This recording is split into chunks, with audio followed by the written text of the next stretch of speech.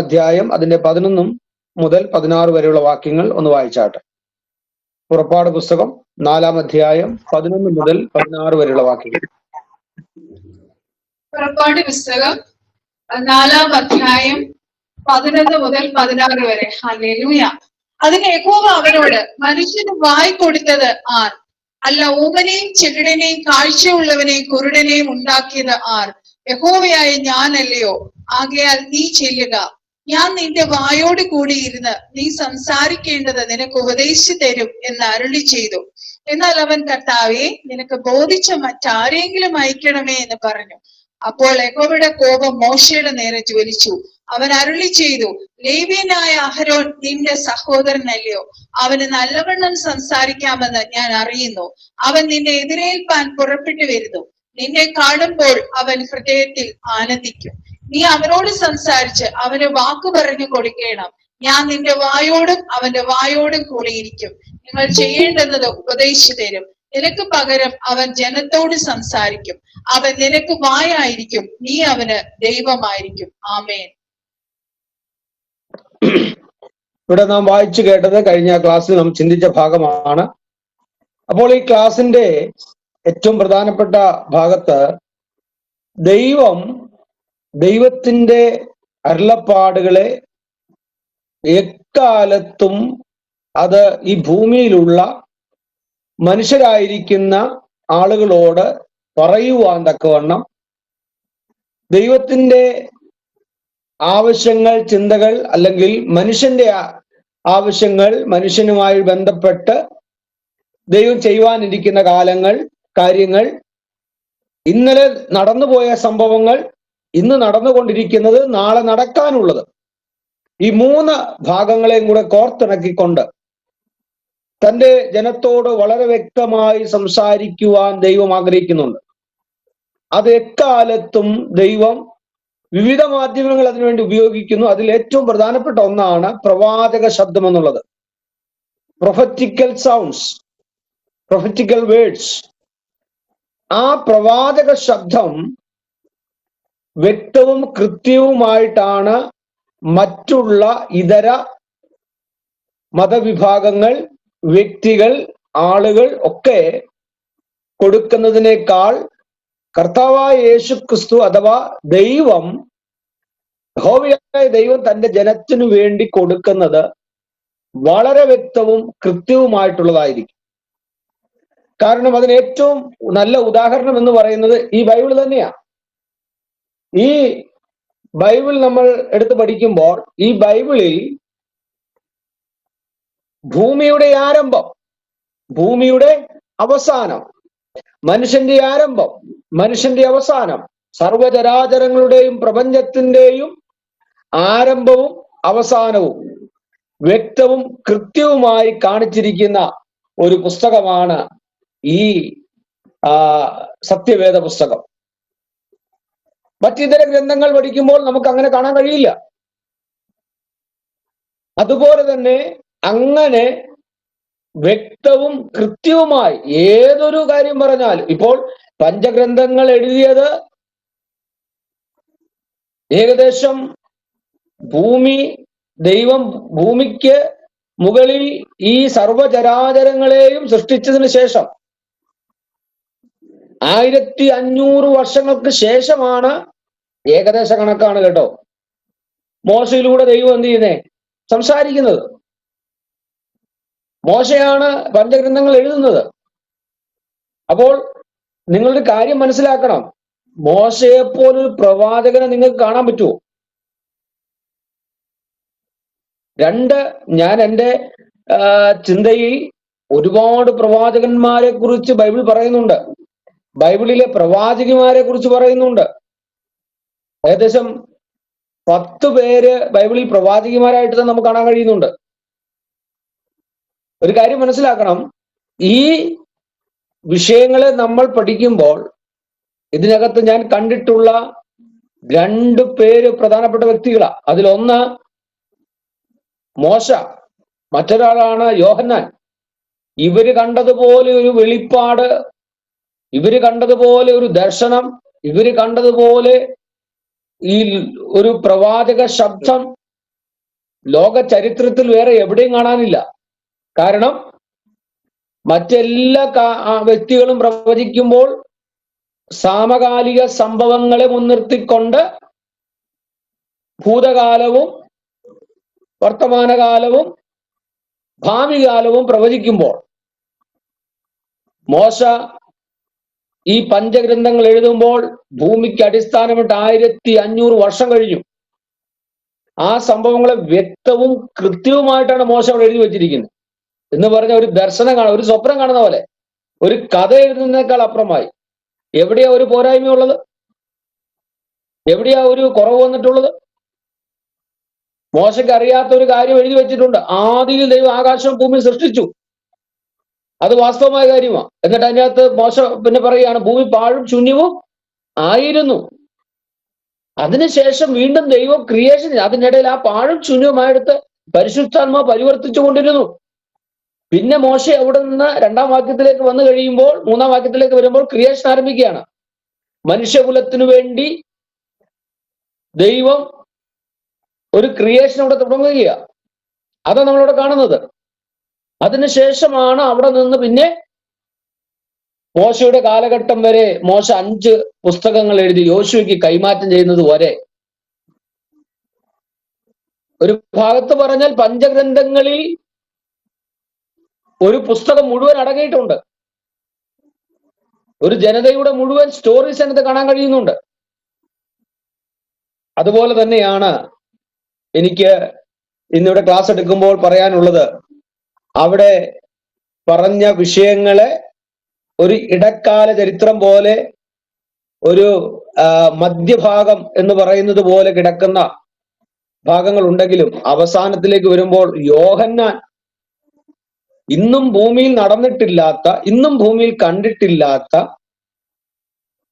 ഒരുപാട് വിഷയങ്ങളെ മുൻനിർത്തിക്കൊണ്ട്, ഒരുപാട് സംഭവവികാസങ്ങളെ മുൻനിർത്തിക്കൊണ്ട് വളരെ ശക്തമായിട്ട് എന്താണ് നാളെ സംഭവിക്കാൻ പോകുന്നത്, എന്താണ് വരാൻ പോകുന്നത്, എന്താണ് ഈ ഭൂമിക്ക് വരാൻ പോകുന്നത്, എന്താണ് മനുഷ്യകുലത്തിന് സംഭവിക്കാൻ പോകുന്നത്, മനുഷ്യൻ മരിച്ചാൽ എവിടെ, ഇനി എന്ത് സംഭവിക്കും, ഇതൊക്കെയാണ് പ്രവചനം എന്ന് പറയുന്നത്. അതിന് കൃത്യവും വ്യക്തവുമായ തെളിവുകളോടുകൂടിയാണ് എഴുതുന്നത്. ഇതെല്ലാം വളരെ ശക്തമായി, വളരെ വ്യക്തമായി, നിറപടിയായി നമ്മുടെ സമൂഹത്തിൽ നിവർത്തിച്ച് കാണുന്നു എന്നുള്ളതാണ്. അതിൽ യാതൊരു സംശയവും വേണ്ട. അവിടെയാണ് ഇവിടെ അയ്യോ എന്നെ കൊണ്ട് സാധിക്കത്തില്ല എന്ന് മോശ ചിന്തിച്ച സമയത്ത് മോശയോട് പറയാണ്, ഞാൻ അഹരോനെ നിനക്ക് വേണ്ടി വെച്ചിട്ടുണ്ട്, ഞാൻ നിന്റെ വായോടും അവന്റെ വായോടും കൂടെ ഇരിക്കും. ഞാൻ ഇന്ന് വരെ അങ്ങനെ ഒരാൾ പറയുന്നത് കേട്ടിട്ടില്ല, വായോട് കൂടി ഇരിക്കുന്ന ദൈവം. ഞാൻ നിന്റെ കൂടെ ഇരിക്കാം, നിന്നെ സഹായിക്കാം എന്നൊക്കെ പറയുന്നുണ്ടെങ്കിലും നിന്റെ വായോട് കൂടെ ഇരിക്കുന്ന ദൈവം. അവൻ ദൈവത്തിന് വന്നിരിക്കാൻ ഒരു സ്ഥലം നമ്മുടെ വായോട് കൂടെ. അതുകൊണ്ട് സൂക്ഷിക്കണം. അധരമെന്ന സ്തോത്രയാഗം അർപ്പിക്കാതെ വേറെ എന്തെങ്കിലുമൊക്കെ യാഗം അർപ്പിച്ചാൽ പ്രശ്നമാണ്. പലരും ഒരേ ഉറവയിൽ നിന്ന് മധുരവും കയ്പും പുറപ്പെടുമോ എന്ന് ചോദിക്കുമ്പോൾ ചോദ്യത്തിന്റെ മറുപടി തന്നെ ആകെ നമ്മളെ വേദനിപ്പിക്കുന്നത്. അങ്ങനെയുള്ള ചോദ്യങ്ങളാണ് ഉയരുന്നത്, അങ്ങനെയുള്ള പ്രശ്നങ്ങൾ നമ്മൾ കാണുന്നത്. ഇവിടെയെല്ലാം എനിക്ക് നിങ്ങളോട് ഇന്ന് രാത്രി ക്ലാസ്സിൽ പറയാനുള്ളത്, പ്രവാചകന്മാരിലൂടെ ദൈവിക വെളിപ്പാട് അറിയിക്കുവാൻ ദൈവം ഉദ്ദേശിച്ചിട്ടുണ്ടെങ്കിൽ നിനക്ക് പറ്റത്തില്ലെന്ന് പറഞ്ഞാലും, അയ്യോ എന്നെ കൊണ്ട് സാധിക്കത്തില്ലെന്ന് പറയും, ദൈവം തെരഞ്ഞെടുത്ത വ്യക്തിയാണ്, ഞാൻ പറയുന്ന കാര്യം ചെയ്യും എന്ന് ബോധ്യപ്പെട്ടാൽ അവിടെ ദൈവം ശക്തമായി നമുക്ക് വേണ്ടി സംസാരിക്കും, വ്യക്തമായി നമുക്ക് വേണ്ടി സംസാരിക്കും. നമ്മുടെ വിഷയത്തിന്മേൽ ദൈവം ശക്തമായിട്ട് ഇടപെടും. അതാണ് നമുക്കിവിടെ കാണുവാൻ കഴിയുന്നത്. അതുകൊണ്ട് ഈ വിഷയത്തിനകത്ത് നമ്മൾ പഠിക്കുമ്പോൾ, ഒന്ന്, മോശയോട് കൂടെയും അഹരോനോട് കൂടെയും ആരിരുന്നു? ദൈവം ഇരുന്നു. മോശയോടും അഹരോനോടും കൂടെ ദൈവം ഉണ്ടായിരുന്നു. അത് കഴിഞ്ഞാണ് നമ്മൾ കാണുവാൻ കഴിയുന്നത് യെശയ്യാ പ്രവാചകന്റെ പുസ്തകം വായിച്ചാട്ടെ. 6-ാം അധ്യായം 1 മുതൽ 6 വരെ. യെശയ്യാവിന്റെ പുസ്തകം 6-ാം അധ്യായം 1 മുതൽ 9 വരെ. പ്രവചനം ഹല്ലേലൂയ 6-ാം അധ്യായം 1 മുതൽ. ഹല്ലേലൂയ. ഉസിയ രാജാവ് മരിച്ച ആണ്ടിൽ കർത്താവ് ഉയർന്നും പൊങ്ങിയുമുള്ള സിംഹാസനത്തിൽ ഇരിക്കുന്നത് ഞാൻ കണ്ടു. അവന്റെ വസ്ത്രത്തിന്റെ വിളമ്പുകൾ മന്ദിരത്തെ നിറച്ചിരുന്നു. സാറാഫുകൾ അവന് ചുറ്റും നിന്നു. ഓരോരുത്തരും 6 ചിറകുണ്ടായിരുന്നു. 2 കൊണ്ട് അവർ മുഖം മൂടി, 2 കൊണ്ട് കാൽ മൂടി, 2 കൊണ്ട് പറന്നു. ഒരുത്തനോട് ഒരുത്തൻ, സൈന്യങ്ങളുടെ യഹോവ പരിശുദ്ധൻ പരിശുദ്ധൻ പരിശുദ്ധൻ, സർവ്വഭൂമിയും അവന്റെ മഹത്വം കൊണ്ട് നിറഞ്ഞിരിക്കുന്നു എന്ന് ആർത്ത് പറഞ്ഞു. അവൻ ആർക്കുന്ന ശബ്ദത്താൽ ഉമ്മരപ്പടിയുടെ അടിസ്ഥാനങ്ങൾ കുലുങ്ങി, ആലയം പുക കൊണ്ട് നിറഞ്ഞു. അപ്പോൾ ഞാൻ, എനിക്ക് അയ്യോ കഷ്ടം, ഇനി നശിച്ച് ഞാൻ ശുദ്ധിയില്ലാത്ത അധരങ്ങൾ ഉള്ള ഒരു മനുഷ്യൻ, ശുദ്ധിയില്ലാത്ത അധരങ്ങൾ ഉള്ള ജനത്തിന്റെ നടുവിൽ വസിക്കുന്നു. എന്റെ കണ്ണ് സൈന്യങ്ങളുടെ യഹോവയായ രാജാവിനെ കണ്ടുവല്ലോ എന്ന് പറഞ്ഞു. അപ്പോൾ സറാഫുകളിൽ ഒരുത്തൻ യാഗപീഠത്തിൽ നിന്ന് കുടിൽ കൊണ്ട് ഒരു തീക്കനൽ എടുത്ത് കയ്യിൽ പിടിച്ചുകൊണ്ട് എന്റെ അടുക്കൽ പറന്നു വന്നു. അത് എന്റെ വായ്ക്ക് തൊടുവിച്ചു. ഇതാ, ഇത് നിന്റെ അധരങ്ങളെ തൊട്ടതിനാൽ നിന്റെ അകൃത്യം നീങ്ങി നിന്റെ പാപത്തിന് പരിഹാരം വന്നിരിക്കുന്നു എന്ന് പറഞ്ഞു.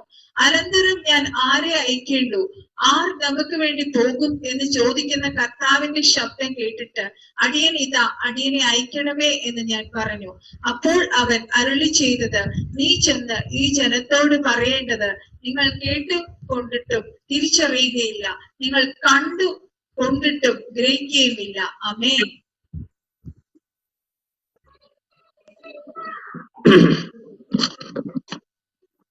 വിശുദ്ധ വേദപുസ്തകത്തിൽ യെശയ്യാവിന്റെ പുസ്തകം 6-ാം അധ്യായം 1 മുതൽ 9 വരെയുള്ള വാക്യങ്ങൾ. ഇവിടെ 10 വരെ നമ്മൾ വായിച്ചു കേട്ടു. ഇവിടെ ഒരു പ്രത്യേക സംഭവം ഇവിടെ പറയുന്നുണ്ട്. ഉസ്യ രാജാവ് മരിച്ചയാണ്ടിൽ.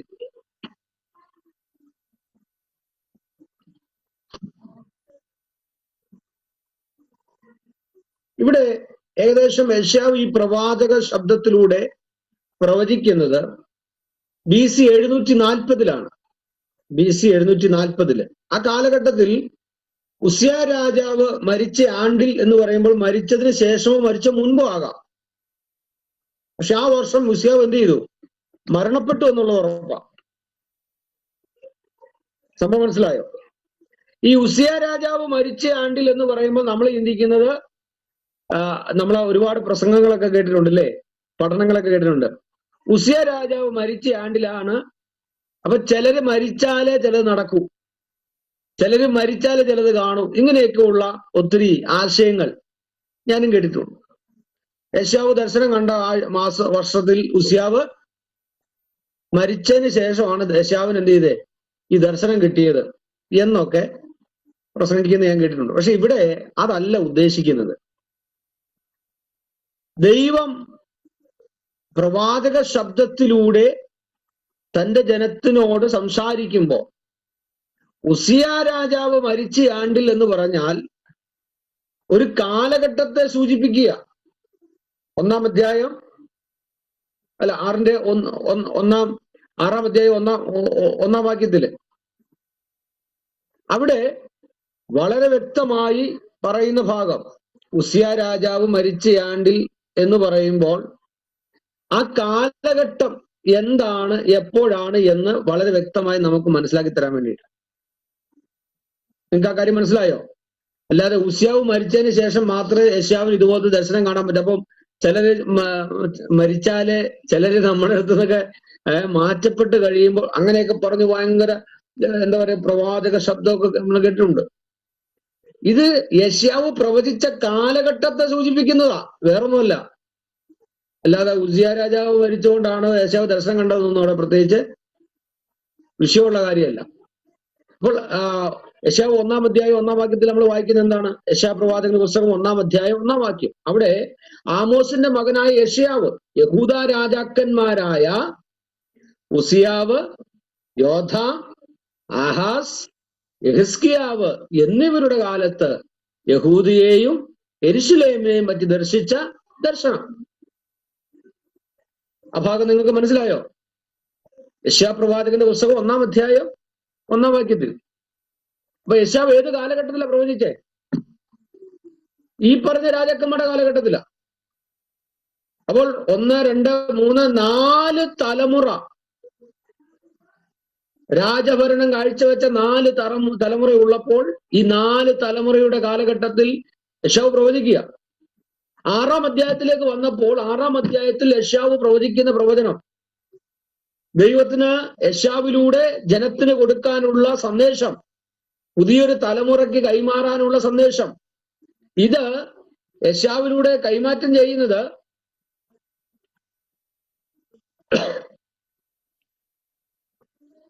യെശയ്യാവിലൂടെ ഇത് സംസാരിക്കുന്നത് ഉസ്യാവ് മരിച്ച ആണ്ടിൽ എന്ന് പറഞ്ഞ ആ വർഷം, ചിലപ്പോൾ പ്രവചിച്ചതിന് ശേഷമായിരിക്കാം, അല്ലെ മരിച്ചതിന് ശേഷമായിരിക്കാം യെശയ്യാവ് പ്രവചിച്ചത്. പക്ഷെ ആ ആണ്ടിൽ കൃത്യമായ ഒരു തെളിവിന് വേണ്ടി, കാരണം എന്ത് കാര്യം ചെയ്താലും പറഞ്ഞാലും അതിനെന്തുണ്ടായിരിക്കണം? കാലഘട്ടവും അതിന് പ്രത്യേകമായ ചരിത്രവും സാഹചര്യങ്ങളും എല്ലാം ഉണ്ടായിരിക്കും. അല്ലാതെ വെറുതെ കഴിഞ്ഞ ദിവസം ഞാൻ പഠിപ്പിച്ചോന്ന് എനിക്ക് ഓർമ്മയില്ല. ഈ വെളിപാടുകൊണ്ട് വെളിപ്പാടുമുണ്ട്. വെളിപാട് വേറെ, വെളിപ്പാട് വേറെ.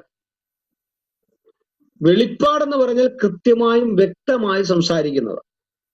വെളിപാടെന്ന് പറഞ്ഞാൽ വെളിവുകേട് എന്ന് പറഞ്ഞ പേക്കിനാവ് കണ്ടു എന്നൊക്കെ നമ്മൾ പറയത്തില്ല. രാത്രിയില് കിടന്നുറങ്ങിയപ്പോ ഏതാണ്ടൊക്കെ കണ്ടു, കട്ടിലെന്ന് താഴെ വീണു, പേടിച്ചു, അലറി വിളിച്ചു, കാറിക്കൂവി, ഇങ്ങനെയുള്ള സാധനങ്ങളൊക്കെയാണ്. പക്ഷെ വെളിപ്പാടെന്ന് പറഞ്ഞാൽ പദം റെവലേഷൻ, അത് റിവീല് ചെയ്യുകയാണ്. മറഞ്ഞു കിടക്കുന്നത് മറന്നിക്ക് റിവീല് ചെയ്യുന്ന സംഭവമാണ്. ഇത് മനുഷ്യന്റെ ഇഷ്ടപ്രകാരമല്ല. മനുഷ്യനെ ദൈവം തിരഞ്ഞെടുത്ത് ദൈവത്തിന്റെ ഇഷ്ടപ്രകാരം വ്യക്തമായും കൃത്യമായും ദൈവജനത്തിന് അല്ലെ സമൂഹത്തിന് ദൈവം കൈമാറുന്നതാണ്. അതിനകത്ത് യാതൊരു വെള്ളവും ചേർക്കാൻ നമുക്ക്, എന്ന് പറഞ്ഞാൽ പണ്ട് പാലിലൊക്കെ വെള്ളം ചേർത്ത് കൊടുക്കുന്ന പരിപാടി പോലെ ഈ ആ പരിപാടി ഇവിടെ നടക്കുകയല്ല. കാരണം ഇത് ദൈവമാണ് ഈ സന്ദേശം കൈമാറുന്നത്, ദൈവത്തിനാണ് കൊടുക്കാനുള്ളത്. അത് കുടുംബത്തെക്കുറിച്ചാകാം, വ്യക്തികളെക്കുറിച്ചാകാം, രാജ്യങ്ങളെക്കുറിച്ചാകാം, വരാൻ പോകുന്ന കാലഘട്ടത്തെക്കുറിച്ചാകാം. അങ്ങനെ ഒത്തിരി നിലകളിൽ സംസാരിക്കും. അതിനകത്ത് നമ്മൾ പഠിക്കുമ്പോൾ കാണുന്നൊരു വിഷയം, ഉസിയ രാജാവ് മരിച്ച ആണ്ടിൽ അല്ലേ എന്ന് പറഞ്ഞാൽ, ഉസിയ രാജാവ് മരിച്ച ആണ്ടിൽ യെശയ്യാവ് ദർശനം ദർശിക്കുമ്പോൾ നിങ്ങൾക്ക് ആ ഭാഗം ഒന്നുകൂടെ മനസ്സിലാക്കാൻ വേണ്ടി 2 രാജാക്കന്മാരുടെ പുസ്തകം 15-ാം അധ്യായം 17-ാം വാക്യം. ഇസ്രായേൽ രാജാവായ യൊരോബെയാമിന്റെ 27-ാം ആണ്ടിൽ യഹൂദ രാജാവ് അമസ്യാവിന്റെ മകൻ അസര്യാവ് രാജാവായി.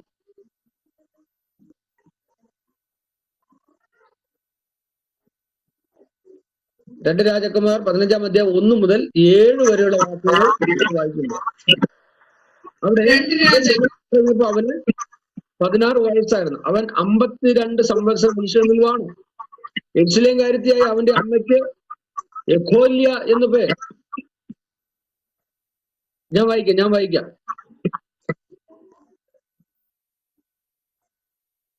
അവൻ തന്റെ അപ്പനായ അമസ്യാവ് ചെയ്തതുപോലെയൊക്കെയും യഹോവയ്ക്ക് പ്രസാദമായുള്ളത് ചെയ്തു. എങ്കിലും പൂജാഗിരികൾക്ക് നീക്കം വന്നില്ല. കണ്ടോ, ധൂപം കാട്ടിയും പൊന്ന്. ഇവിടെ ഒരു സന്ദേശം കിടപ്പുണ്ട്, ഞാൻ ആ വിഷയത്തോട് പോകുന്നില്ല. അതുപോലെ തന്നെ 2 ദിനവൃത്താന്തം 26-ാം അധ്യായം 1 മുതൽ 23 വരെയുള്ള വാക്യങ്ങൾ. 2 ദിനവൃത്താന്തം. യഹൂദാജനമൊക്കെയും 16 വയസ്സ് പ്രായമുള്ള ഉസിയാവെ കൂട്ടിക്കൊണ്ടുവന്ന് അവന്റെ അപ്പനെ അമസ്യാവിന് പകരം അവനെ രാജാവാക്കി.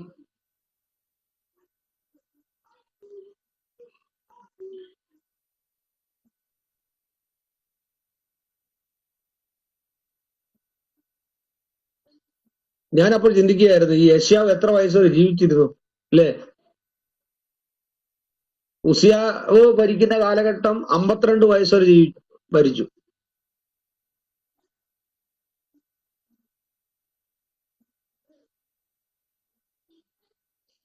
ഓക്കെ, അപ്പൊ നിങ്ങൾ ശ്രദ്ധിക്കേണ്ട രണ്ട് ഭാഗം ഞാൻ പറഞ്ഞു തരാം. ഒന്ന്, 2 രാജാക്കന്മാരുടെ പുസ്തകം 15-ാം അധ്യായം 1 മുതൽ 7 വരെ.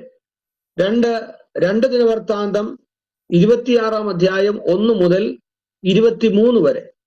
ഈ 2 ഭാഗങ്ങൾ ചരിത്രവുമായി ബന്ധപ്പെട്ടതാണ്. അവിടെ നിങ്ങൾ എന്ത് ചെയ്യണം? വായിച്ച് മനസ്സിലാക്കണം. ഇനി നമ്മുടെ വിഷയത്തിലേക്ക് വരാം. യെശയ്യാവ് ഇവിടെ പ്രവചിക്കുമ്പോൾ യെശയ്യാ പ്രവാചകന്റെ കാലഘട്ടം ഒന്ന് മനസ്സിലാക്കാൻ വേണ്ടി ഞാൻ പറഞ്ഞു. മാത്രമല്ല, ചില തെറ്റിദ്ധാരണകൾ ഒന്ന് തിരുത്താൻ വേണ്ടി കൂടിയാണ്. ഈ ഉസ്യാവ് മരിച്ച ആണ്ടിൽ എന്ന് പറഞ്ഞാൽ ഉസ്യാവ് മരിച്ചതിന് ശേഷമല്ല യെശയ്യാവ് പ്രവചിക്കുന്നത്. ചിലപ്പോൾ അതിന് മുമ്പായിരിക്കും, ശേഷമായിരിക്കും, എന്തുമാകട്ടെ. പക്ഷെ അതുകൊണ്ടല്ല ഈ ദർശനം യെശയ്യാവ് കാണുന്നത്. അങ്ങനെ തെറ്റിദ്ധരിക്കരുത്. പക്ഷെ കാലഘട്ടം വ്യക്തമായും കൃത്യമായും മനസ്സിലാക്കാൻ വേണ്ടിയാണ് ഇങ്ങനെയൊരു സാഹചര്യം ഉസിയാവ് മരിച്ച ആണ്ടിൽ എന്ന് പറഞ്ഞുകൊണ്ട് നമുക്കൊരു ഇൻഫർമേഷൻ തരികയാണ്, വ്യക്തമാക്കി തരികയാണ്.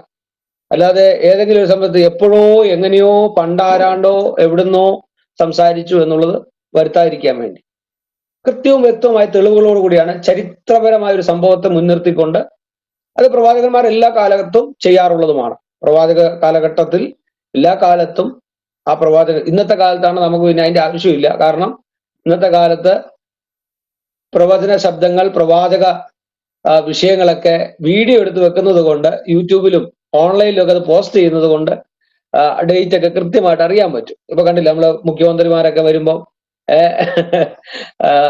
ഓരോരുത്തർ പ്രവചിച്ചു ഇനിയാൾക്ക് ഇത്ര വോട്ട് കിട്ടുമെന്ന് വരെ നമ്പർ അടക്കം പ്രവചിക്കുകയാണ്. ഞാനിങ്ങനെ ചിന്തിക്കുകയായിരുന്നു, ഈ വി.ഡി. സതീശൻ ഒരു പ്രവാചകനാണോ എന്നെനിക്ക് ഡൗട്ടുണ്ട്. കാരണം പുള്ളിക്കാരനും മറ്റേ നമ്മുടെ പി.ടി. തോമസ് മരിച്ചു കഴിഞ്ഞു, ഉമാ തോമസ് മത്സരിച്ചപ്പോൾ പുള്ളി കൃത്യമായിട്ട് പറഞ്ഞു ഇത്ര വോട്ടിന് ജയിക്കും. മലപ്പുറത്ത് മത്സരിച്ചപ്പോൾ പറഞ്ഞു ഇത്ര വോട്ടിന് അവർ ജയിക്കും എന്ന് പറഞ്ഞു. അതുപോലെ 100-ലധികം സീറ്റുകൾ വാങ്ങി ഈ പ്രാവശ്യം കോൺഗ്രസ് വരും എന്ന് പറഞ്ഞു. അങ്ങനെ തന്നെ സംഭവിച്ചു. അപ്പൊ പുള്ളി ഒരു പ്രവാചകനാണോ എന്ന് എനിക്ക് ഡൗട്ടുണ്ട്. കാരണം പുള്ളി ആദാം എവിടെ എന്ന പുസ്തകം എഴുതിയിട്ടുണ്ടല്ലോ. പുള്ളിയെ കുറിച്ചും പ്രവചിക്കുന്നുണ്ട്, പുള്ളിയും പ്രവചിക്കുന്നുണ്ട്. മൊത്തത്തിൽ പ്രവചനമാണ് നടക്കുന്നത്. എന്തുവാകട്ടെ, നമ്മുടെ വിഷയമല്ല അത് വേറെ സബ്ജക്റ്റാണ്. എങ്കിലും ഇതിനകത്ത് നമുക്ക് മനസ്സിലാക്കാൻ കഴിയുന്ന ഒരു കാര്യം, ഈ ഉസ്യാവിന്റെ കാലഘട്ടം, ആ കാലത്ത് പ്രവാചകനായ യെശയ്യാവ് പ്രവചിക്കുന്ന കറതീർന്ന ഒരു പ്രവചനമാണ് നാം വായിച്ചു കേട്ടത്. മനസ്സിലായോ? ഉസിയ രാജാവിന്റെ കാലഘട്ടത്തിൽ യെശയ്യാ പ്രവാചകൻ പ്രവചിച്ച കറ തീർന്ന ഒരു പ്രവചനമാണ് ഈ 6-ാം അധ്യായത്തിൽ നാം വായിച്ചു കേട്ടത്. ഇനി അടുത്തത്, അവിടെ യെശയ്യാവ് കാണുന്നത് ഒരു സിംഹാസനമാണ്. അത് കർത്താവിന്റെ സിംഹാസനം. ഇവിടെ നമ്മുടെ ഇന്ദുലേഖ സിസ്റ്റർ വീഡിയോയിൽ മറ്റേ ബാക്ക്ഗ്രൗണ്ട് ഇട്ടിരിക്കുന്നത് ഒരു സിംഹാസനമാണ്. അത് ഏത് സിംഹാസനം എന്നറിയില്ല, എങ്കിലും ഒരു സിംഹാസനമാണ്. അപ്പോ യെശയ്യാ പ്രവാചകൻ പ്രവചിക്കുമ്പോൾ ഒരു സിംഹാസനത്തെ മുൻനിർത്തിക്കൊണ്ടാണ് പ്രവചിക്കുന്നത്. ആ കാലഘട്ടത്തിൽ കർത്താവ് ഉയർന്നും പൊങ്ങിയുമുള്ള സിംഹാസനത്തിൽ ഇരിക്കുന്നത് ഞാൻ കണ്ടോ?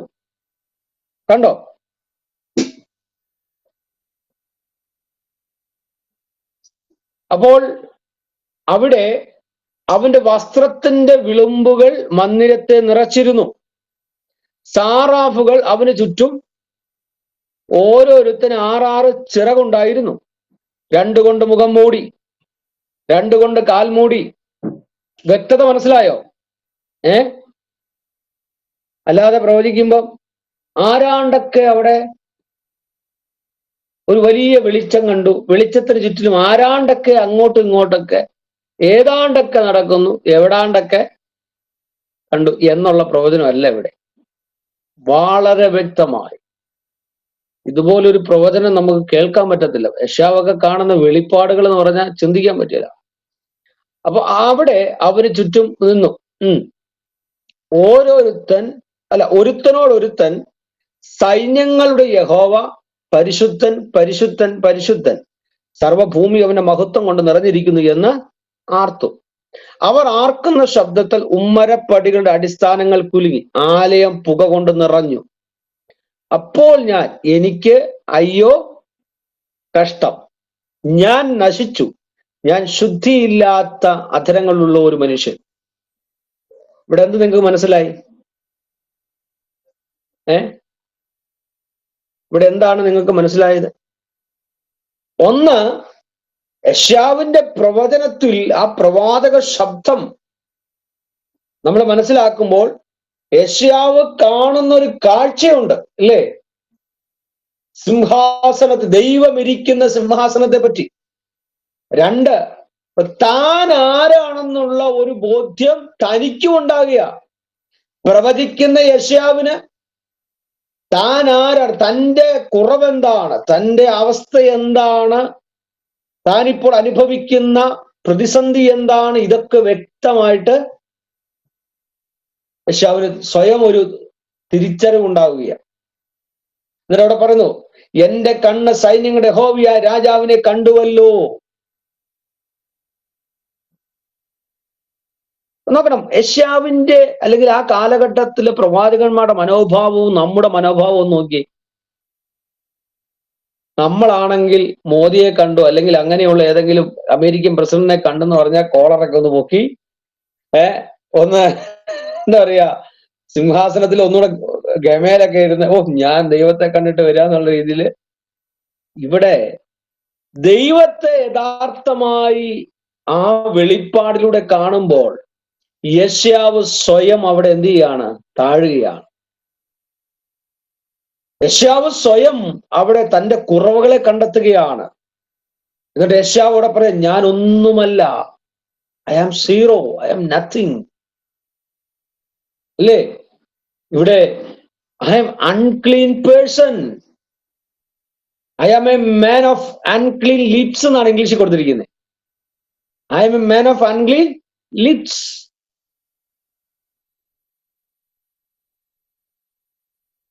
എന്നിട്ട് പറയും, ഞാൻ വസിക്കുന്ന ഈ ജനത്തിന്റെ ഇടയിൽ ഞാൻ വസിക്കുന്നത് അൺക്ലീൻ ലിപ്സ്, അല്ലേ? ശുദ്ധിയില്ലാത്ത അധരങ്ങൾ. നിങ്ങൾ ആ വാക്യത്തിന്റെ ഗൗരവം മനസ്സിലായോ? എത്ര ഡീപ്പായിട്ടാണ്, എത്ര ആഴമേറിയ ദൈവിക സന്ദേശം നമുക്ക് യെശയ്യാവിന്റെ ജീവിത സാഹചര്യത്തിലൂടെ, യെശയ്യാവിന്റെ പ്രവചനത്തിലൂടെ നമുക്ക് കൈമാറുന്നത്. എന്നിട്ട് യെശയ്യാവോട് പറയുക, എന്റെ കണ്ണ് സൈന്യങ്ങളുടെ യഹോവയായ രാജാവിനെ കണ്ടുവല്ലോ. നോക്കണം,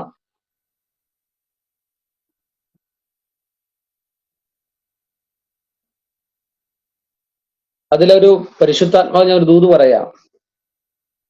നമ്മുടെ കുറവുകളെ കണ്ടെത്തി, ഞാൻ കുറവുള്ളവനാണ്, എനിക്ക് ഇന്നിന്ന പോരായ്മകളുണ്ട്, please remember and pray for me, I am unclean person എന്ന് ആരെങ്കിലും സ്വയം വിലയിരുത്തി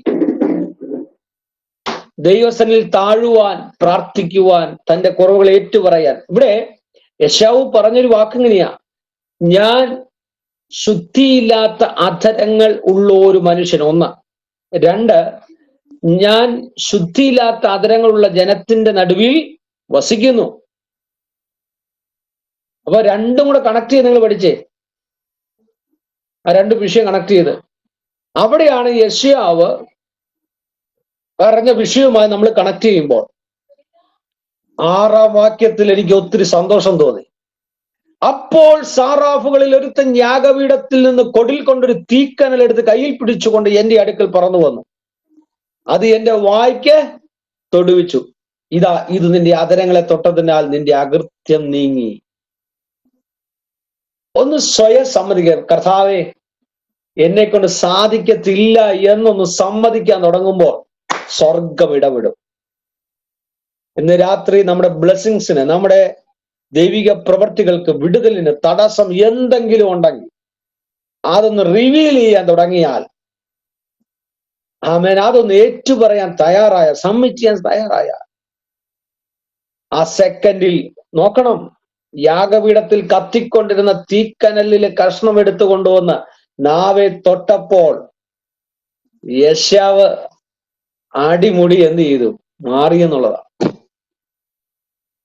ഈ ബൈബിൾ ക്ലാസ്സിനകത്ത് ഞാൻ പറയട്ടെ, നമ്മൾ പഠിക്കുന്ന വിഷയത്തിനകത്ത് നമ്മൾ സ്വയം ഒന്ന് വിലയിരുത്തി നാം ഒന്ന് ദൈവസന്നിൽ താഴാൻ സമ്മിറ്റാകാൻ തയ്യാറായ സകല മേഖലയിലും ഡെലിവറൻസ് നടക്കാൻ പോവുകയാണ്.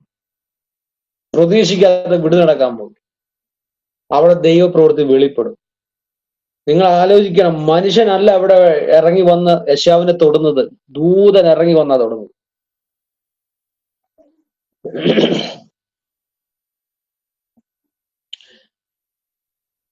എന്നിട്ടാണ് അവിടെ ഒരു ചോദ്യം ചോദിക്കുന്നത്, ഞാൻ ആരെ അയക്കേണ്ടു, ആർ എനിക്ക് വേണ്ടി പോകും? നോക്കണം. അപ്പോൾ യെശയ്യാവ് പറഞ്ഞു, അടിയൻ ഇതാ, അടിയനെ അയക്കണമേ. യാഗപീഠത്തിലെ തീക്കനല്ല നാവെ തൊട്ടിരിക്കുന്നേ. ഈ നാവേ ഈ തീക്കനൽ വന്ന് തൊട്ടതിന് ശേഷം പിന്നീടുള്ള 7 മുതലുള്ള അധ്യായങ്ങളിൽ യെശയ്യാവ് പ്രവചിക്കുന്ന പ്രവചനം നിങ്ങൾ ശ്രദ്ധിച്ചിട്ടുണ്ടോ? ചാട്ടുളി പോലെ ഇടവും വലവും നോക്കാതെ വെട്ടുകയാ. യെശയ്യാവ് 58 പ്രവചിക്കുന്ന പ്രവചനം നിങ്ങൾ കേട്ടോ? എനിക്കിഷ്ടമുള്ള ഉപവാസം ഇതാണോ? ബന്ധനങ്ങളെ അഴിക്ക്, അല്ലേ? മൃഗത്തിന്റെ ആമിക്കയറുകൾ പൊട്ടട്ടെ, അന്യായ ബന്ധനങ്ങൾ അഴിയട്ടെ. പിന്നെ യെശയ്യാവ് നിലത്ത് അല്ല മുകളിലുള്ള രീതിയിലാണ് പ്രവചിക്കുന്നത്. എന്റെ വചനം പുറപ്പെട്ടാൽ, യെശയ്യാവ് 59 രക്ഷിപ്പാൻ കഴിയാതവണ്ണം യഹോവയുടെ കൈ കുറുകിയിട്ടില്ല, കേൾപ്പാൻ കഴിയാതവണ്ണം ചെവി മന്ദമായിട്ടില്ല. യെശയ്യാവ് 43 ബ്ലെസ്സിങ്സ് ആണ്. അപ്പോൾ തന്നെ പ്രകൃതിയോട് പ്രവചിക്കുക. കൂടെ യാക്കോബ്, നിന്നെ സൃഷ്ടിച്ച നിന്നെ ഉരുവാക്കിയ യഹോവ പ്രകാരം അരുളിച്ചെയ്യുന്നു, നീ വെള്ളത്തിൽ കൂടി, നീ നദിയിൽ കൂടി, നീ തീയിൽ കൂടി, അഗ്നിജ്വാല നിന്നെ ദഹിപ്പിക്കാൻ വന്നാൽ, പെരുവെള്ളം നിന്റെ മീതെ കവിഞ്ഞു വന്നാൽ, 45 യെശയ്യാവ് പ്രവചിക്കുക,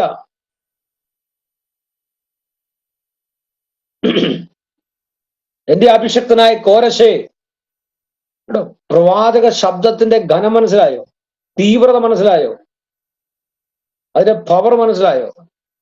അന്നൊക്കെ ഒരു പ്രവാചകന്റെ മുമ്പിൽ ഒരാൾ നിൽക്കാൻ പേടിക്കും, ഇന്നത്തെ പോലെയല്ല. അപ്പൊ അങ്ങനെ ഈ യെശയ്യാവ് ഈ പ്രവാചക ശബ്ദം കേട്ടുകൊണ്ടിരിക്കുക, അത് ജനത്തോട് പറഞ്ഞുകൊണ്ടിരിക്കുക. യെശയ്യാവ് പോലും സ്വയമായിട്ടൊരു മാറ്റം അവന്റെ ജീവിതത്തിൽ വന്നു. യെശയ്യാവിന് പോലും സ്വയമായിട്ടൊരു ദൈവപ്രവർത്തിക്ക് വേണ്ടി ഏൽപ്പിച്ചു കൊടുക്കുന്നു ആ ദർശനം കണ്ടു കഴിഞ്ഞപ്പോൾ. അത് കഴിഞ്ഞ്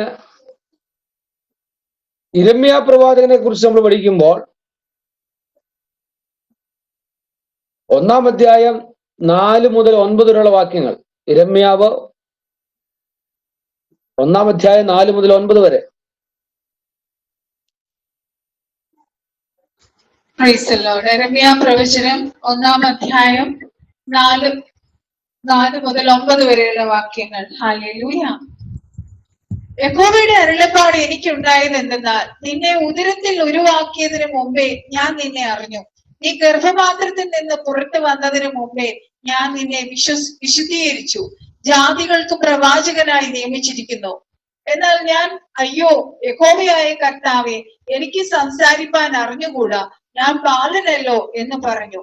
അതിന് യഹോവ എന്നോട് അരുളി ചെയ്തത്, ഞാൻ ബാലനെന്ന് നീ പറയരുത്, ഞാൻ നിന്നെ അയക്കുന്ന ഏവരുടെയും അടുക്കൽ നീ പോവുകയും ഞാൻ നിന്നോട് കൽപ്പിക്കുന്നതൊക്കെയും സംസാരിക്കുകയും വേണം. നീ അവരെ ഭയപ്പെടരുത്, നിന്നെ വിടുവിക്കേണ്ടതിന് ഞാൻ നിന്നോട് കൂടെയുണ്ടെന്ന് യഹോവയുടെ അരുളപ്പാട്. പിന്നെ യഹോവ കൈനീട്ടി എന്റെ വായെ തൊട്ടു, ഞാൻ എന്റെ വചനങ്ങളെ നിന്റെ വായിൽ തന്നിരിക്കുന്നു. ആമേൻ.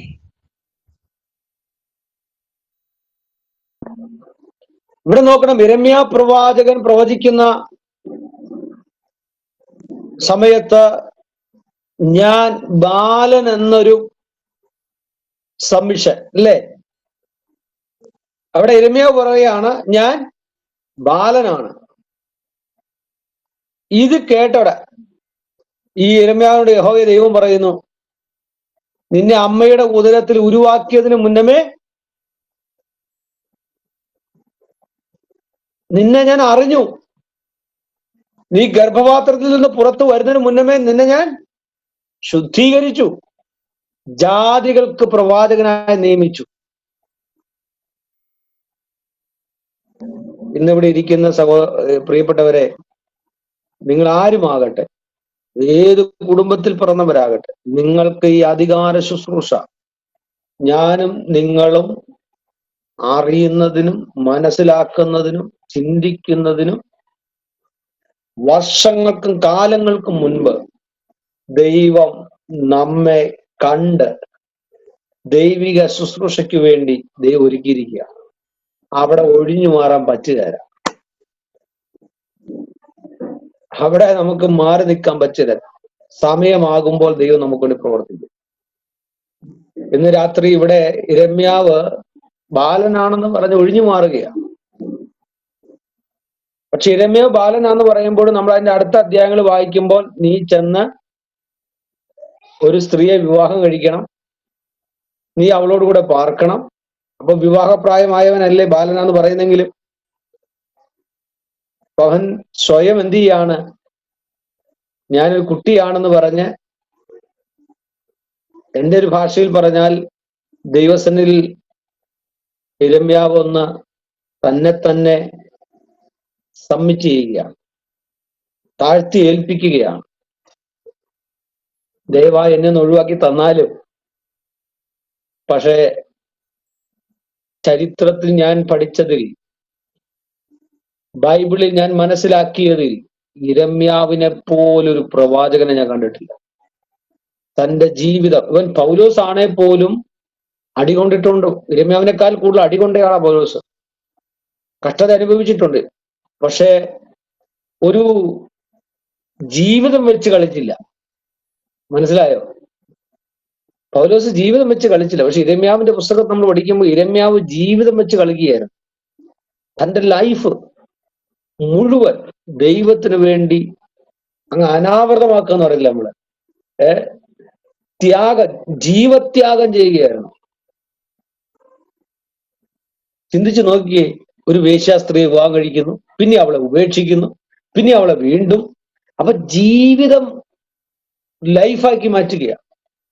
ഒരു സ്റ്റോറി, തന്റെ ജീവിത ലൈഫ്, തന്റെ ആ സ്റ്റോറി, ആ ജീവിത കഥ ഇസ്രായേൽ ജനത്തിനൊരു പാഠമാക്കി തീർക്കുകയാണ്.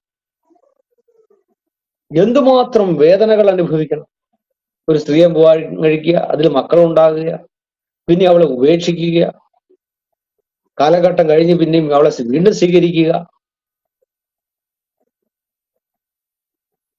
കരച്ചിലോട് കരച്ചില്. പക്ഷെ ഇവിടെ എന്നെ ചിന്തിപ്പിച്ചൊരു കാര്യം ഞാൻ പറയാം. ഇതെല്ലാം യിരെമ്യാവ് അനുഭവിക്കുമ്പോഴും യിരെമ്യാവിനോട് പറഞ്ഞ ഈ 5-ാമത്തെ വാക്യം, യിരെമ്യാവിന്റെ പുസ്തകം 1-ാം അധ്യായം 5-ാം വാക്യം, ഇന്ന് ഈ ക്ലാസ്സിൽ ഇരിക്കുന്ന നിങ്ങളോട് കൂടിയുള്ള ഒരു പ്രവചനമാണ്. ഇതിനകത്തിരിക്കുന്ന ആരെങ്കിലും ഏതെങ്കിലും വിധത്തിൽ നിങ്ങൾ പ്രതിസന്ധിയിൽ ഇരിക്കുന്നെങ്കിൽ ആ വചനം നിങ്ങളോട് സംസാരിക്കുക. നിന്നെ ഉദരത്തിൽ ഉരുവാക്കിയതിന് മുൻപ് ഞാൻ നിന്നെ അറിഞ്ഞു. നിന്റെ ഈ കഷ്ടത ദൈവം അറിഞ്ഞതിന് ശേഷം വന്നതാണ്. അത് ദൈവത്തിന് നിന്നോട് ഇഷ്ടമുള്ളത് കൊണ്ടാണ്, സ്നേഹിക്കുന്നത് കൊണ്ടാണ്. കാരണം ഒരു നിത്യത ദൈവം നമുക്ക് എന്ത് ചെയ്തിട്ടുണ്ട്, ഒരുക്കിയിട്ടുണ്ട്. ദൈവം നമ്മുടെ ജീവിതം കൊണ്ട് പല കാര്യങ്ങൾ പലരെ പഠിപ്പിക്കുക. അതുകൊണ്ട് ദൈവിക ആലോചനയ്ക്ക് കീഴ്പ്പെട്ട് മുന്നോട്ട് പോയാൽ നമ്മുടെ ലൈഫ് വെച്ച് ദൈവം എന്ത് ചെയ്യാണ്, ചിലത് പഠിപ്പിക്കുന്നത്. നിസ്സാരമാക്കി ചിന്തിക്കരുത്. നമ്മൾ ആരായിരിക്കണം, നമ്മൾ എന്തായിരിക്കണം എന്ന് നമ്മുടെ ലൈഫിലൂടെ മറ്റൊരു വ്യക്തികൾ, മറ്റൊരു കുടുംബം അവരെന്ത് ചെയ്യാണ്, പഠിക്കുക. അവരെ ദൈവം പഠിപ്പിക്കുക. അനേക കുടുംബങ്ങളെ ഒരുക്കുക നമ്മുടെ ലൈഫിലൂടെ. So be careful. നമ്മൾ വളരെ വിജിലന്റ് ആയിരിക്കണം. അപ്പോൾ തന്നെ ദൈവിക ശബ്ദം കേട്ടു പോകണം. ആ പ്രതിസന്ധികൾ, ആ കഷ്ടതകൾ, ആ പ്രശ്നങ്ങൾ, കേട്ടോ പ്രൊഫസറെ, ക്ലാസ് വേറൊരു ലെവലിലോട്ട് പോയിക്കൊണ്ടിരിക്കുക. അനിൽ സഹോദര അല്ലേ? അനിൽ സഹോദരനൊക്കെ ജീവിതം വെച്ച് നോക്കിയാൽ അതുപോലെയുള്ള പ്രതിസന്ധികൾ ഇല്ലേ തങ്കമാൻറ്റി? പക്ഷെ അത് ദൈവം മറ്റു ചിലർക്കൊരു സാക്ഷ്യമായിട്ടും ഒരു ടീച്ചിങ്ങിന് വേണ്ടി ഒരു പഠനാത്മകമായ ദൈവം ചെയ്തിരിക്കുന്ന കാര്യമാണ്. മനസ്സിലായോ? അതുകൊണ്ട് നിന്നെ ഉദരത്തിൽ ഉരുവാക്കിയതിന് മുൻപേ ഞാൻ നിന്നെ അറിഞ്ഞു. നീ ഗർഭപാത്രത്തിന് പുറത്ത് വന്നതിന് മുമ്പേ ഞാൻ നിന്നെ വിശുദ്ധീകരിച്ചു, ജാതികൾക്ക് പ്രവാചകനായി നിയമിച്ചു. ഇതിലിരിക്കുന്ന പലരെയും ദൈവം ചില ജാതികൾക്ക് പ്രവാചകനായിട്ട് വരെ വെച്ചിരിക്കുക. Through your life God mold and make a testimony, and continuously God want to use you. Amen. പരിശുദ്ധാത്മാവ് നമ്മെ യൂസ് ചെയ്യുക. അങ്ങനെ പോയ ഒത്തിരി കാര്യങ്ങൾ മുന്നോട്ട് പോകും. അപ്പോൾ ഇവിടെ യിരെമ്യാവിന്റെ ലൈഫിലൂടെ ദൈവാത്മാവ് പഠിപ്പിക്കുക പല കാര്യങ്ങളും. ഇനി യെഹെസ്കേൽ പ്രവാചകന്റെ പുസ്തകം 2-ാം അധ്യായം 3 മുതൽ 11 വരെ. നമ്മുടെ സമയം ഓടുകയാണ്. സാറേ ഈ സമയം ഒന്ന് പിടിച്ചു നിർത്താൻ പറ്റുമോ? യെഹെസ്കേൽ 2-ന്റെ 3 തൊട്ട് 11 വരെ. യെഹെസ്കേൽ പ്രവചനം 2-ാം അധ്യായം 3 മുതൽ 11 വരെ. ഹല്ലേലൂയ. അവൻ എന്നോട് അരുളി ചെയ്തത്, മനുഷ്യപുത്ര, എന്നോട് മത്സരിച്ചിരിക്കുന്ന മത്സരികളായ ഇസ്രായേൽ മക്കളുടെ അടുക്കൽ ഞാൻ നിന്നെ അയക്കുന്നു. അവരും അവരുടെ പിതാക്കന്മാരും ഇന്ന് വരെ എന്നോട് അതിക്രമം ചെയ്തിരിക്കുന്നു. മക്കളോ ധാർഷ്ട്യവും ദുശാഠ്യവും ഉള്ളവരത്രേ. അവരുടെ അടുക്കലാകുന്നു ഞാൻ നിന്നെ അയക്കുന്നത്. യഹോവയായ കർത്താവേ, ഇപ്രകാരം അരുളി ചെയ്യുന്നു എന്ന് നീ അവരോട് പറയണം. കേട്ടാലും കേൾക്കാഞ്ഞാലും അവർ മത്സരഗ്രഹമല്ലോ. തങ്ങളുടെ ഇടയിൽ ഒരു പ്രവാചകൻ ഉണ്ടായിരുന്നു എന്നവർ അറിയണം. നീയോ മനുഷ്യപുത്ര, അവരെ പേടിക്കരുത്. പറക്കാരെയും മുള്ളും നിന്റെ അരികെ ഉണ്ടായിരുന്നാലും തേളുകളുടെ ഇടയിൽ നീ പാർത്താലും അവരുടെ വാക്ക് പേടിക്കരുത്. അവർ മത്സരഗ്രഹമല്ലോ. നീ അവരുടെ വാക്ക് പേടിക്കരുത്. അവരുടെ നോട്ടം കണ്ട് ഭ്രമിക്കുകയും വരുത്. അവർ കേട്ടാലും കേൾക്കാഞ്ഞാലും നീ എന്റെ വചനങ്ങളെ അവരോട് പ്രസ്താവിക്കണം. അവർ മഹാമത്സരികളല്ലോ. നീയോ മനുഷ്യപുത്ര, ഞാൻ നിന്നോട് സംസാരിക്കുന്നത് കേൾക്ക. നീ ആ മത്സരഗ്രഹം പോലെ മത്സരക്കാരനായിരിക്കരുത്. ഞാൻ നിനക്ക് തരുന്നത് നീ വായ് തുറന്ന് തിന്നുക. ഞാൻ നോക്കിയപ്പോൾ ഒരു കൈ എങ്കിലേക്ക് നീട്ടിയിരിക്കുന്നതും അതിലൊരു പുസ്തക ചുരുൾ ഇരിക്കുന്നതും കണ്ടു. അവൻ അതിനെ എന്റെ മുമ്പിൽ വിടർത്തി. അതിൽ അകത്തും പുറത്തും എഴുത്തുണ്ടായിരുന്നു. വിലാപങ്ങളും സങ്കടവും കഷ്ടവും അതിൽ എഴുതിയിരിക്കുന്നു. 10 വരെയുള്ളൂ പാസ്റ്റർ. 10 വരെയുള്ളൂ. ഇവിടെ യെഹെസ്കേൽ പ്രവാചകന്റെ പുസ്തകം 2-ാം അധ്യായം അതിന്റെ 3 മുതൽ 10 വരെയുള്ള വാക്യങ്ങളിൽ യെഹെസ്കേലിലൂടെ ദൈവം ചില കാര്യങ്ങൾ ചെയ്യുവാൻ ആഗ്രഹിക്കുക. അതിലൊന്ന്, നിന്നെ അയക്കുന്നത് എങ്ങോട്ടാണ്?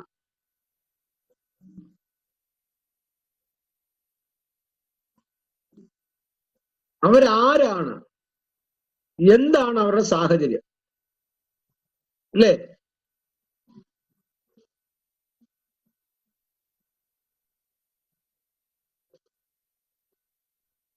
അവരും അവരുടെ പിതാക്കന്മാരും ഇന്നു വരെ എന്നോട് മത്സരിച്ചിരിക്കുന്നു.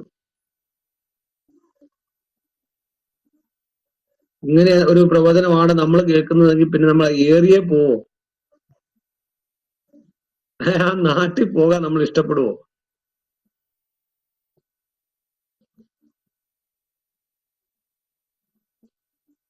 രണ്ട്, അവർ ഇന്ന് വരെ എന്നോട് അതിക്രമം ചെയ്തിരിക്കുന്നു. ദൈവം ആരാണ്? ആ ദൈവത്തോട് അതിക്രമം ചെയ്യാന്ന് പറഞ്ഞ് ചിന്തിച്ചു നോക്കിയേ. അതിക്രമിച്ച് കയറുക. മനസ്സിലായോ? നമ്മുടെ സ്ഥലം എല്ലാവർക്കും ഉണ്ടല്ലോ. അപ്പം ഈ പ്രോപ്പർട്ടി നമുക്കുണ്ടെങ്കിൽ പ്രോപ്പർട്ടിക്ക് ഒരു അതിരുണ്ട്, അല്ലേ? ആ അതിരുണ്ടെങ്കിലും ചിലരുണ്ട് ഈ അതിക്രമിച്ച് കയറുന്നുണ്ട്. ഈ അതിര് പൊളിച്ചു കയറുക എന്ന് പറയും. അതിര് പൊളിച്ചു കയറുക. ഇസ്രായേൽ ജനത്തിന് ദൈവം വെച്ചിരിക്കുന്ന അതിനെ പൊളിച്ച് അവര് കയറുന്ന ടീമാണ്. നിസ്സാരന്മാരാണോ അവര്? ദൈവത്തിന്റെ അതിര് പൊളിക്കുക എന്ന് പറഞ്ഞാല് മോശമാണോ അവര്? അടുത്തത്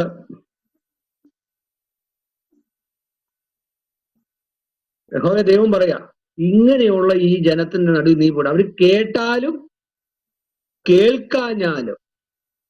ഇതാണ് ശരിക്കും നമ്മൾ പരസ്യോഗം നടത്തുന്നതിന്റെ പ്രധാനപ്പെട്ട ഒരു കാര്യം. നിങ്ങൾ മനസ്സിലായോ?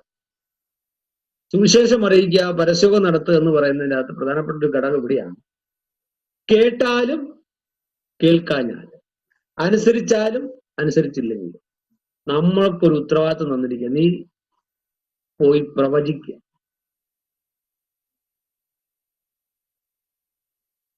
ഇവിടെ ഈ പറഞ്ഞ വിഷയത്തിനകത്ത് അതിന്റെ 9-ാം വാക്യത്തിലേക്ക് വരുമ്പോൾ, ഞാൻ നോക്കിയപ്പോൾ ഒരു കൈ എങ്കലേക്ക് നീട്ടിയിരിക്കും, അതിൽ ഒരു പുസ്തക ചുരുൾ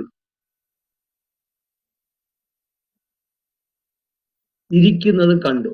അവൻ അതിനെ എന്റെ മുമ്പിൽ വിടർത്തി. അതിൽ അകത്തും പുറത്തും എഴുത്തുണ്ടായിരുന്നു. വിലാപങ്ങളും സങ്കടവും കഷ്ടവും അതിൽ എഴുതിയിരുന്നു. വിലാപങ്ങളും സങ്കടവും കഷ്ടവും. നിങ്ങളത് പോയിന്റ് ഒന്ന് നോട്ട് ചെയ്തേക്കണം. ജീവിതമാകുന്ന പുസ്തകത്തിനകത്ത് വിലാപങ്ങളും സങ്കടവും കഷ്ടവും എഴുതിയിട്ടുണ്ട്.